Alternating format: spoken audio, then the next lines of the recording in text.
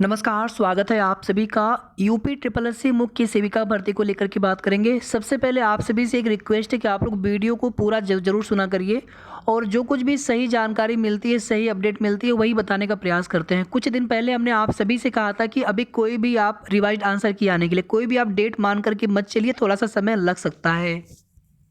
Second चीज़ देखिए, लेखपाल भर्ती में मंडे को हमने बताया था कि 25 जनवरी या 25 जनवरी के बाद 26 को छोड़ करके और 22-23 के बाद कि कोई भी डेट हो सकती है जिसमें नियुक्ति पत्र वितरण समारोह होना है, और आप देखेंगे वही डेट अब हर जगह से बताया जाता है। इतना ही नहीं, पीईटी 2023 में आप सभी देख लीजिएगा 99% से भी ज़्यादा चांस है कि रिवाइज्ड आंसर की रिजल्ट के साथ देखने को मिले। हो सकता है कि एक बदलाव आपकी भर्ती में भी हो कि आपकी भर्ती में भी डीबी के लिए रिजल्ट और संशोधित आंसर की एक साथ देखने को मिले। तीसरी बात देखिए, लेखपाल भर्ती से तुलना क्यों की जा रही है।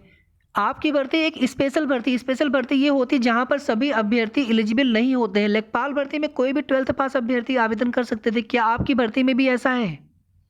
लेखपाल भर्ती में जितने भी अभ्यर्थी थे, सभी लोग किसी न किसी भर्ती की तैयारी लंबे समय से कर रहे थे, और ऐसे बहुत सारे अभ्यर्थी हैं इवन पीसीएस की तैयारी कर रहे थे, वो लोग लेखपाल में सेलेक्ट हुए हैं, ज्वाइनिंग करेंगे।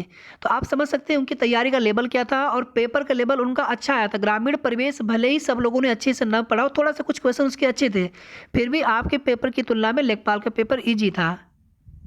आप लोग वीडियो को पूरा जरूर सुना करिए, आप सभी से हम्बल रिक्वेस्ट है।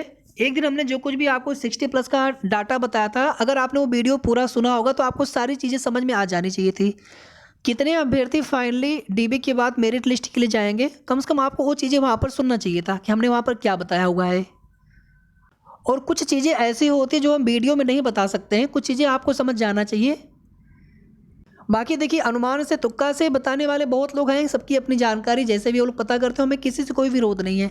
लेकिन जब भी यहाँ पर प्रयास करने की कोशिश करने की बात आती है, तब उसका विरोध क्यों होता है। जनता दरबार के लिए बोला हमने, तो उसके लिए भी कोई तैयार नहीं हो रहे। 2-3 लोग तैयार हुए भी थे, उन्हीं लोगों से बात हुई थी, उन्हीं लोगों को फिर से दोबारा से रिक्वेस्ट करेंगे जाने के लिए।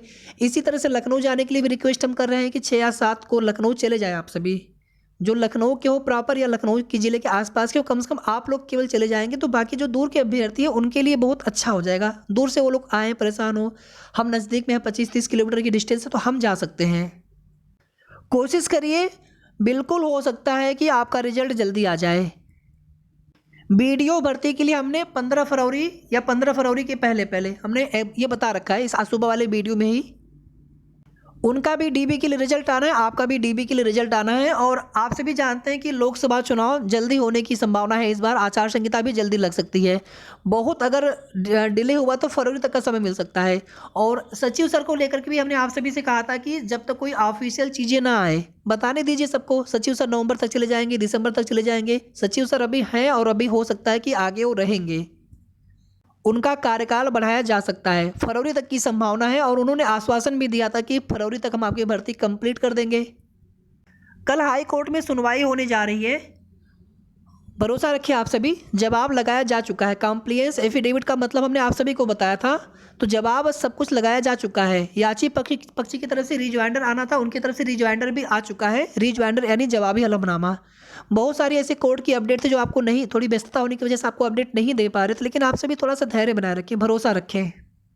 हमारे द्वारा वही जानकारी आप सभी को दी जाएगी, जो जानकारी जो अपडेट उस समय की होगी। कोई भी चीज़ अनुमान से हम कभी नहीं बताते हैं। और इसके पहले जब संभावना थी दिसंबर में आपका रिजल्ट आने की, तभी हमने आप सभी को बताया था। लेकिन आप सभी जानते हैं कि लेखपाल भर्ती की वजह से, फिर यूपी ट्रिपल एस सी आयोग में जितनी जो एक्सपेक्ट हम लोग करते हैं, थोड़ा सा हमें बैकअप लेकर के चलना होता है, देरी होती ही होती है। लेखपाल भर्ती में समझ लीजिए कि उसमें भी एक बार ऐसा लगने लगा था कि शायद जनवरी में चला जाए रिजल्ट। पीईटी का रिजल्ट आ जाना था दिसंबर में, नहीं आ पाया। जूनियर असिस्टेंट 1262 का और एक आपकी भर्ती है, ये 3-4 रिजल्ट आने वाले थे, लेकिन सिर्फ लेखपाल का रिजल्ट आ पाया।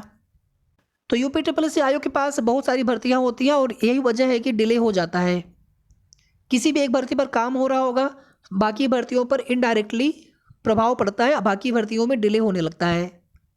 और आपकी भर्ती में कट ऑफ ज़्यादा नहीं जाएगी। जो भी हमने कट ऑफ बहुत पहले बता रखा है, मैं आज भी उसी कट ऑफ पर अडिग हूँ।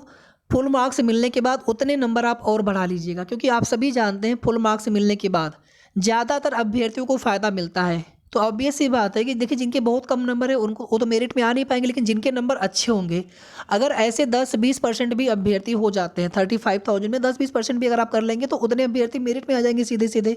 तो ऑब्वियस सी बात है कि उतनी कट ऑफ बढ़ेगी। इसलिए जितने भी लोग हैं, आप किसी भी कैटेगरी में हो, अगर आप 60 प्लस हैं आपको पूछने की आवश्यकता नहीं है। भरोसा रखिए, उम्मीद रखिए, सब अच्छा होगा। संशोधित आंसर की आने के बाद वहीं पर एक नसीब का खेल होता है, लक वाली बात होती है।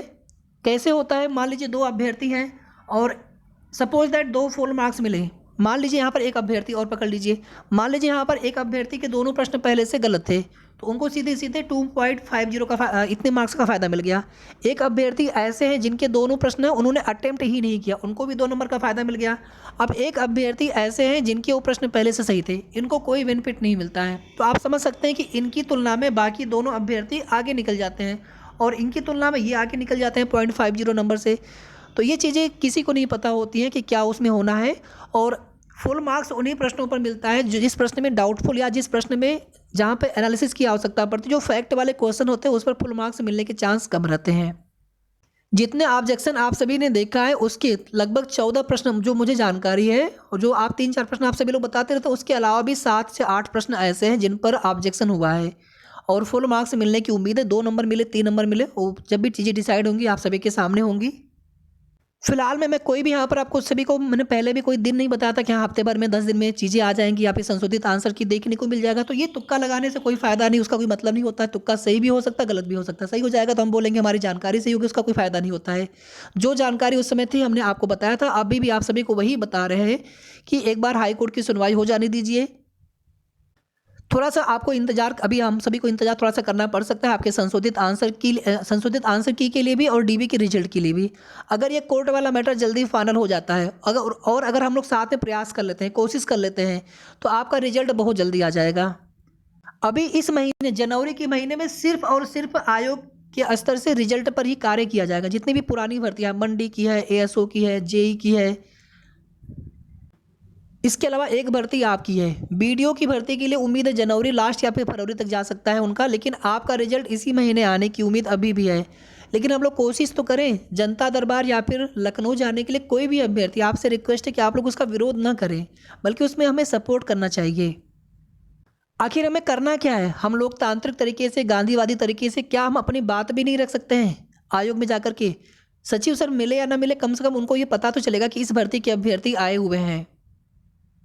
कल सुनवाई होने जा रही है और आप सभी से रिक्वेस्ट है कि मंडे के लिए कोशिश करिए आप सभी, और संडे मंडे में जनता दरबार भी लगना है। तो संडे मंडे में ही गोरखपुर के जो भी अभ्यर्थी हैं आप लोग गोरखपुर में जाकर के मुख्यमंत्री जी को ज्ञापन जरूर दे लीजिए। और इसी तरह से लखनऊ में जो लोग जा सकते हैं प्लीज़ आप चले जाइएगा, सचिव सर से मिल लीजिएगा। सचिव सर मिले या ना मिले, नाराज़ हो कोई बात नहीं, हम रिक्वेस्ट करने के लिए जा रहे हैं। 10-20 सेकंड का भी अगर वो समय दे पाएंगे, जब वो आते हैं सुबह के समय जल्दी जाना ही अच्छा होता है, उसी समय वो सब मिल भी जाते हैं बाहर ही, और वहीं पर हम अपनी रिक्वेस्ट कर सकते हैं, उनसे बात कर सकते हैं। लेखपाल की भर्ती कंप्लीट हो चुकी है, बस हमें रिक्वेस्ट करना है कि सर हमारा रिजल्ट जारी कर दिया जाए, हमारी डीबी हो जाए। बाकी कल हाई कोर्ट में जो कुछ भी सुनवाई की अपडेट होगी उसकी जानकारी आप सभी को जैसे ही जानकारी मिलेगी तुरंत आप सभी को बता देंगे। और कल काफ़ी ज़्यादा संभावना है कि स्टे हट जाए या फिर हो सकता है कि डिसीजन भी हो जाए। डिसीजन आ भी सकता है या फिर हो सकता है कि थोड़ा सा 2-4 दिन बाद भी आए, या हो सकता है कि एक आध डेट और लगे। बाकी संभावना देखिए नेक्स्ट डेट लगने की भी रहेगी, और हो सकता है कि आपके जो रिजल्ट डिक्लेयर करने पर स्टे हो सकता है स्टे भी हट जाए। अभी देखिए शायद आज के लिए ही कुछ लोग जाने वाले थे, उसकी जानकारी हमें मिल नहीं पाई। अगर आप में से कोई भी अगर आयोग गए हो तो प्लीज़